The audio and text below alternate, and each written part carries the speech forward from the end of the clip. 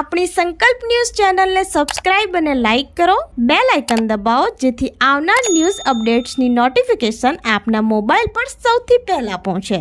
Like, subscribe and share the video. નમસ્કાર દર્શક મિત્રો, હું છું પૂજા ટંડેલ. સંકલ્પ ન્યૂઝમાં આપનું સ્વાગત છે. સમાચારની શરૂઆત કરતા પહેલા એક નજર આજના મુખ્ય સમાચાર ઉપર. ઉમરગામમાં ચંદન સ્ટીલ કંપનીના નવા યુનિટથી પ્રદૂષણ ફેલાવવાની દહેશતને લઈ ખેડૂતોમાં આક્રોશ.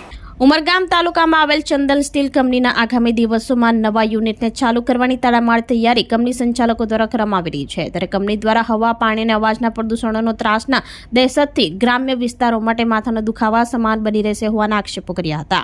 આસપાસમાં આવેલ 4 ગામોના ખેડૂતની ખેતીને પારાવાર નુકસાન જવાની ભીતિ સેવાઈ રહી છે. આસપાસના આવેલ 4 ગામના કિસાનો દ્વારા મીટિંગ કરી આક્રોશ વ્યક્ત કર્યો હતો અને જણાવ્યું હતું કે ચંદન સ્ટીલ કંપનીના પ્રદૂષણને લઈ અમારા ચીકુ, ડાંગણ, કેળાના પાકને ભારે નુકસાન થશે ની વાતો કહી હતી. કંપની દ્વારા થતા પ્રદૂષણથી પ્રભાવિત થશે. આ સમસ્યાથી છુટકારો મેળવવા માટે વારંવાર ગ્રામ્યજનો તથા અલગ અલગ વિભાગોમાં લેખિતમાં ફરિયાદો કરવા છતાંય કોઈ નિકાલ ન થતા આગેવાનો ખેડૂતોમાં આક્રોશ જોવા મળ્યો હતો. સૌથી મોટો પ્રશ્ન અત્યારે એક ઊભો થયેલો છે, જે માટે જ આજે આપણે અહીં સભાનું આયોજન કરેલું છે. ચંદન સ્ટીલના સૂચિત વિસ્તરણ પ્રોજેક્ટ અર્થે આજની સભા આપણે આયોજિત કરેલી છે. આમે ચંદન સ્ટીલનો પ્રોજેક્ટ અત્યારે જે શરૂ છે જીઆરડીસીમાં, આમાં જે અવાજ, ધ્વનિ પ્રદૂષણ છે, આમાંથી તો આપ જાણતા છો ને આપણે ઘણી બધી તકલીફ પડે છે આ અવાજથી. તદુપરાંત એનો જે ધુમાડો નીકળે છે એ રાસાયણિક ધુમાડો છે, એનાથી પણ અત્યારે આપણને હાલમાં તકલીફ પડે છે. આપણા જે ખેતીના ઝાડો છે એ ઝાડો જે નારિયેળી છે, આંબા છે, ચીકુ છે, તદુપરાંત વિશેષ કરીને કયા, તો આના પર રાત્રેના સમયે જે ધુમાડો આવે છે, સવારના સમયે જે પૂર્વ તરફનો હવા ચાલતી હોય છે, તે અનુસંધાનમાં એ જે ધુમાડો છે એ આપણા ખેતીના ઝાડોના પાંદડા ઉપર આવીને બેસે છે અને આપણા માટે તકલીફ ઊભી કરે છે. આ તો ખૂબ નાનો પ્રશ્ન છે આ અત્યારના ચંદન સ્ટીલનો, પરંતુ હવે પછી જે મોટો પ્રોજેક્ટ આવવાનો છે એ તો ખૂબ જ મોટો છે. કેટલાક ગુણા વધારે અને તકલીફ ખેડૂતોને થવાની છે, ગ્રામજનોને થવાની છે. તો એ બાબતની વિસ્તારિત માહિતી તાલુકા પંચાયતના માજી પ્રમુખ, ઉપપ્રમુખ ધર્મેશભાઈ તેમજ સાઈ મંદિરના ટ્રસ્ટી ધર્મેશભાઈ, એમને હું નિવેદન કરું છું કે એ બાબતની વ્યવસ્થિત માહિતી ગ્રામજનોને અને ખેડૂત મિત્રોને. શાના માટે? હવે તમે જુઓ, થોડો તાવ આવે ને એટલે આપણને ડાક્ટરને તેડો અને અઠવાડિયું 15 દિવસ પહેલાં ખાંસીને તાવને થાય છે. પહેલાં તાવ આવતો હતો તો કંઈ નહીં, ખાલી પેલો ઝાડપાલાનો ઉકાળો લઈને તાવ સારો થઈ જશે. અત્યારે એ કારણ કે એ આખું પ્રદૂષણ કરે છે, કેટલું બધું ખરાબ થઈ રહ્યું છે. પછી આપણા તમે જોશો તો શાકભાજી નથી થતી, વાલ તો ખલાસ થઈ ગયા, આપણને વાલ પણ નથી થતા. પછી એ ચીકુ પર પણ અસર થવા લાગી. અને ગયા સાલ આપણા આંબાનો પણ તમને આવ્યું છે રિઝલ્ટ જોયું તો કેટલું બધું છે. આવું બધું એના પર બધું આવી રહ્યું છે. પછી બીજું આપણે એમ જોઈએ તો આપણને દવા મારવી પડે, તો દવાથી પણ બધું ખરાબ થાય છે. કારણ કે આ વાતાવરણ ખરાબ થઈ ગયું એટલે આપણા એને રોગ આવે તો રોગ પર કંટ્રોલ કરવાના માટે આપણે દવા વાપરીએ. બીજું આપણને લેબર પણ બહુ ઓછા મળે છે. લેબર બધા ત્યાં જાય છે. આપણે ત્યાંના કરતાં પણ પગાર કે સુવિધા વધારે આપીએ તો પણ તે ત્યાં જાય છે, કાંઈ એપ્લેટ ત્યાં જવાનું છે ને. એટલે અનેક એવા પ્રશ્ન આપણને આવતા જવાના છે. ને આવનાર, આપણે તો થઈ ગયા, પણ આવનાર પેઢીના માટે આપણે હવે એ કરવાનું છે. આપણી ફરજ બની છે કે આપણે લડાઈ કરીને એને એ કરવાનું છે. વલસાડમાં ચાંદીપુરા રોગની તકેદારીને લઈ વર્કશોપ યોજી આરોગ્ય અને સિવિલ હોસ્પિટલ તંત્ર એલર્ટ મોડ પર. રાજ્યના કેટલાક જિલ્લાઓમાં ચાંદીપુરા વાયરસના કેસો નોંધાયા છે. ત્યારે વલસાડ જિલ્લામાં અત્યાર સુધી એક પણ કેસો નોંધાયા નથી, પરંતુ તકેદારીના તમામ પગલાં જિલ્લા આરોગ્ય તંત્ર અને સિવિલ હોસ્પિટલ દ્વારા લેવામાં આવી રહ્યા છે. વલસાડ જિલ્લા રોગચાળા નિયંત્રણ અધિકારી ડોક્ટર મનોજ પટેલે જણાવ્યું હતું કે ચાંદીપુરા વાયરસના સંક્રમણ સામે તબીબી અને નર્સિંગ સ્ટાફ તેમજ FHW, MPHW સજ્જ રહે તે માટે જિલ્લા આરોગ્ય શાખા દ્વારા વર્કશોપ પણ યોજાયો હતો, જેમાં આ રોગના લક્ષણો, તેને અટકાવવા માટેના ઉપાયો અને સારવાર અંગે માહિતી આપવામાં આવી હતી. ચાંદીપુરા બીમારી 9 થી 14 વર્ષ સુધી બાળકોના મગજ ઉપર વધુ અસર કરે છે. આ એક RNSA વાયરસ છે. એના ફેલાવા માટે સેન્ડ ફ્લાય માખી જવાબદાર છે. વલસાડ GMERS મેડિકલ કોલેજ હોસ્પિટલના તબીબી અધિક્ષક ડોક્ટર ભાવેશ ગોયાણીએ જણાવ્યું હતું કે હોસ્પિટલમાં પૂરતા વેન્ટિલેટર્સ, ઓક્સિજન અને દવા તેમજ તબીબો અને નર્સિંગ સ્ટાફ સાથે સજ્જ છે. મુખ્ય આરોગ્ય અધિકારી ડોક્ટર કિરણ પટેલે જણાવ્યું હતું કે જિલ્લાના 108 ગામોમાં સર્વે પૂર્ણ કરવામાં આવ્યો છે. આ સિવાય માખીના ઉપદ્રવને અટકાવવા માટે જંતુનાશક દવાનો છંટકાવ પણ કરવામાં આવ્યો છે. તમામ સ્ટાફ પણ એલર્ટ મોડ પર કામગીરી કરી રહ્યો હોવાનું કલેક્ટર અનસુયા ઝાએ માહિતી આપી હતી.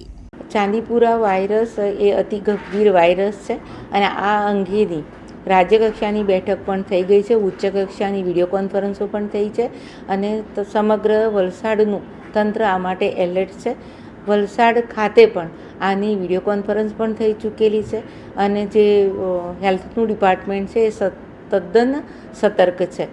ચાંદીપુરા વાયરસ એક એવો વાયરસ છે કે જે એનું નામ જ મૂળ મહારાષ્ટ્રના એક ગામ ચાંદીપુરાથી ઉત્પન્ન થયેલો પ્રથમ કેસ, જેના કારણે વાયરસનું નામ પડ્યું છે. આ વાયરસ સામાન્ય રીતે 9 માસથી મોટા અને 14 વર્ષની ઉંમર સુધીના બાળકોને થતો હોય છે, ચેપ લગાડતો હોય છે. એની સામાન્ય લક્ષણો જોઈએ તો બાળકને તાવ આવવો, ખેંચ આવવી, ઝાડા ઉલટી થઈ ગઈ. આ બધા કિસ્સાઓમાં બાળકને ઘરે ના રાખતા તરત જ મા બાપે એને નજીકના PSC કે હેલ્થ સેન્ટર કે નજીકના કોઈ દવાખાનામાં બતાવવા લઈ જવું જોઈએ. આ એક ખાસ આપના તરફથી પબ્લિકને જાણ કરવી જરૂરી છે. બધા પેરેન્ટ્સે ધ્યાન રાખવું જોઈએ કે દિવસ દરમિયાન પોતાના બાળકોને ફૂલ સ્લીવના કપડાં પહેરાવે અને રાત્રે બધાને શક્ય હોય ત્યાં સુધી મચ્છરદાનીમાં સુવડાવે. ખાસ કરીને ચાંદીપુરા જે વાયરસ છે સેન્ડ ફ્લાયથી થતો રોગ છે. સેન્ડ ફ્લાય ક્યાં ઉત્પન્ન થાય તો જ્યાં કાચા મકાનો છે, માટીના લીપણવાળા ઘર છે, જ્યાં તિરાડ બળે અને એ તિરાડમાં આ વાયરસ થતો હોય છે. વાપીના ડુંગરામાં વર્ષ 2018માં પરિણીતાને આપઘાત માટે દુષ્પ્રેરણા આપનાર આરોપી દિયરને પોલીસે દબોચ્યો. મહિલાએ આપઘાત કરતા પોલીસે પતિની ધરપકડ કરી હતી, જ્યારે દિયર વોન્ટેડ હતો.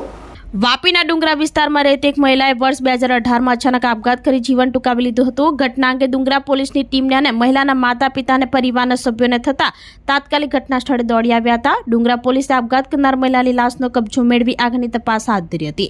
ડુંગરા પોલીસની ટીમે મૃતક મહિલાના પિતાને અને પરિવારના સભ્યોને નિવેદન મેળવ્યા હતા, જેમાં મહિલાના પિતાએ મહિલાના પતિ અને દિયરે માનસિક ત્રાસ આપી મહિલાને આપઘાત કરવા અંગે મજબૂર કરી હોવાના આક્ષેપ સાથે ફરિયાદ નોંધાવી હતી. ડુંગરા પોલીસે તે કેસમાં મહિલાના પતિની ધરપકડ કરી હતી, જ્યારે મહિલાનો દિયર વોન્ટેડ હતો. જે કેસમાં વોન્ટેડ આરોપી 28 વર્ષીય માધવ ઉર્ફે મહાદેવ જનાર્દન મેનકુદરે દાદરા ચેકપોસ્ટ પાસે આવવાનો હોવાની બાતમી ડુંગરા પોલીસની ટીમને મળી હતી. પોલીસે ઈસમને અટકાવી તેની પ્રાથમિક પૂછપરછ કરતા આરોપીએ તેના ભાઈ સાથે મળીને મહિલાને માનસિક ત્રાસ આપી આપઘાત આપવા અંગે દુષ્પ્રેરણા આપી હોવાની કબૂલાત કરતા આરોપીની ધરપકડ કરી આગળની તપાસ હાથ ધરી છે.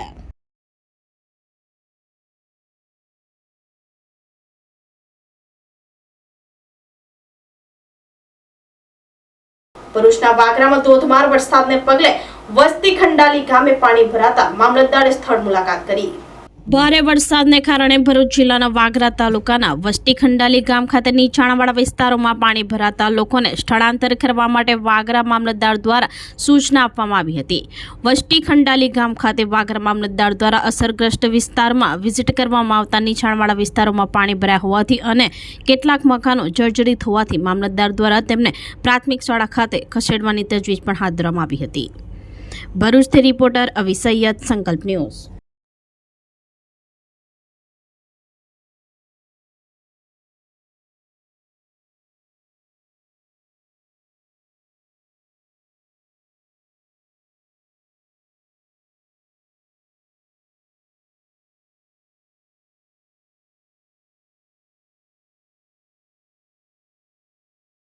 તો આ તાજા સમાચારો, નવા સમાચારો સાથે કાલે ફરી મળીશું. નમસ્કાર. આપણી સંકલ્પ ન્યૂઝ ચેનલને સબસ્ક્રાઇબ અને લાઇક કરો, બેલ આઇકન દબાવો, જેથી આવનાર ન્યૂઝ અપડેટ્સની નોટિફિકેશન આપના મોબાઈલ પર સૌથી પહેલા પહોંચે. Like, subscribe and share the video.